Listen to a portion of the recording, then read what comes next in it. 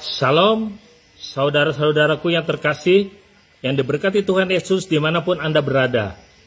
Izinkan saya, Ririn Binti, yang dipercaya oleh Tuhan menjadi penginjil dan mendapat tugas dari gereja sebagai ketua pemberitaan kabar baik, yang bertekad untuk terus mewartakan Injil keselamatan di sisa hidup ini, untuk menyampaikan keprihatinan, kegelisahan, dan kesedihan yang mendalam, melihat semakin maraknya acara-acara yang diawali dengan ibadah syukur, memuji Tuhan.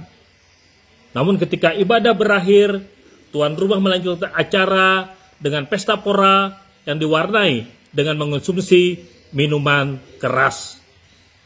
Mengapa keprihatinan ini saya utarakan secara terbuka? Karena firman Tuhan dari Yehezkiel pasal 3 ayat 18 sampai 21 menyatakan, jika seseorang tidak memperingatkan orang lain yang berbuat dosa, maka ia akan dimintai pertanggungjawabannya atas kematian orang tersebut dalam kesalahannya. Namun jika seseorang memperingatkan orang yang berdosa, maka ia telah menyelamatkan nyawanya. Saya sangat sedih menyaksikan satu video, karena dari atas panggung tempat memimpin ibadah, seorang hamba Tuhan menumpangkan tangan berdoa berkat untuk beberapa jemaat yang sedang merayakan hari kebahagiaannya. Namun setelah ibadah selesai, di panggung yang sama tempat memuliakan Tuhan berubah fungsi menjadi tempat memuliakan setan. Karena dari atas panggung tersebut, alunan musik dunia mengiringi banyak orang berjoget ria sampai lupa diri karena mengonsumsi minuman keras dalam jumlah yang banyak. Mari saudara, kita lihat apa kata Tuhan Yesus melalui firman-Nya tentang pesta pora dan minuman keras. Galatia 5 ayat 21 dengan tegas mengatakan, kedengkian, kemabukan, pesta pora, dan sebagainya. Terhadap semuanya itu kuperingatkan kamu. Barang siapa melakukan hal-hal yang demikian, ia tidak akan mendapat bagian dalam kerajaan Allah. Yang artinya firman Tuhan ini menegaskan, orang yang berpesta pora dan hidup dalam minuman keras apabila tidak bertobat, maka ia tidak akan mendapat bagian dalam kerajaan surga, alias masuk neraka. Saudaraku yang dikasihi dan diberkati Tuhan Yesus, sebagai penginjil, saya juga terus berjuang untuk hidup dalam kebenaran dan bertekad untuk hidup serupa dengan Kristus. Video ini bukan untuk menghakimi, namun sebagai kerinduan dari saya untuk membawa kita kembali hidup sebagaimana yang Tuhan inginkan. Karena dulu saya juga pernah salah jalan, hidup dari dosa ke dosa lainnya, dan jauh dari Tuhan.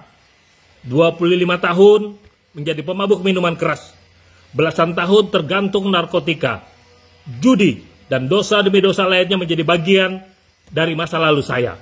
Saya bersyukur, terima kasih Tuhan Yesus memberi kesempatan untuk saya bertobat, mengangkat saya dari lumpur dalam hitam pekatnya dosa, untuk saya menyadari langkah keliru yang saya lakukan.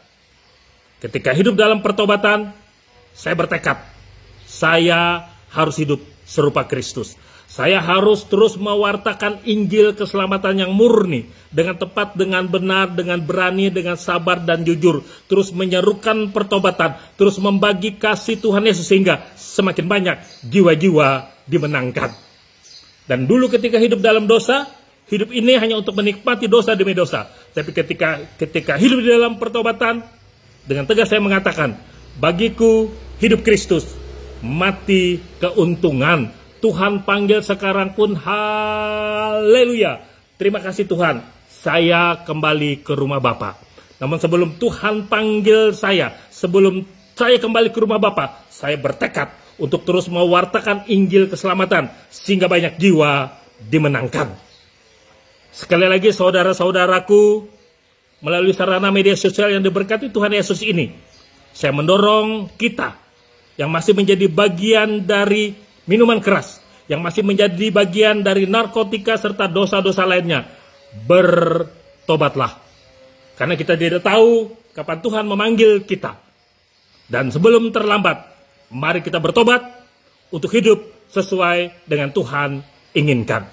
Saya ajak kita untuk berdoa. Terima kasih Bapa, dengan tuntunan Roh Kudus hamba Engkau mampukan untuk menyampaikan isi hatimu, menyampaikan firman-Mu. Hamba mengimani di dalam nama Tuhan Yesus, dituntun Roh Kudus siapapun yang mendengarkan kebenaran firman Tuhan ini, yang masih dalam hidup dalam narkotika, yang masih hidup dalam minuman keras, yang masih hidup dalam dosa demi dosa lainnya, Tuhan beri kesempatan untuk bertobat, untuk menyadari langkah keliru untuk kembali kepada Tuhan.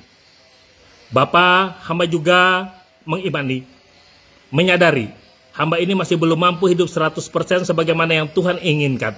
Tapi Tuhan tahu, di hati ini selalu rindu untuk hidup dalam kebenaran, untuk hidup takut akan Tuhan, untuk hidup serupa dengan Kristus. Karena itu Bapa, pakailah hamba-Mu ini untuk terus mewartakan Injil keselamatan, menyampaikan isi hati-Mu sehingga banyak jiwa dimenangkan.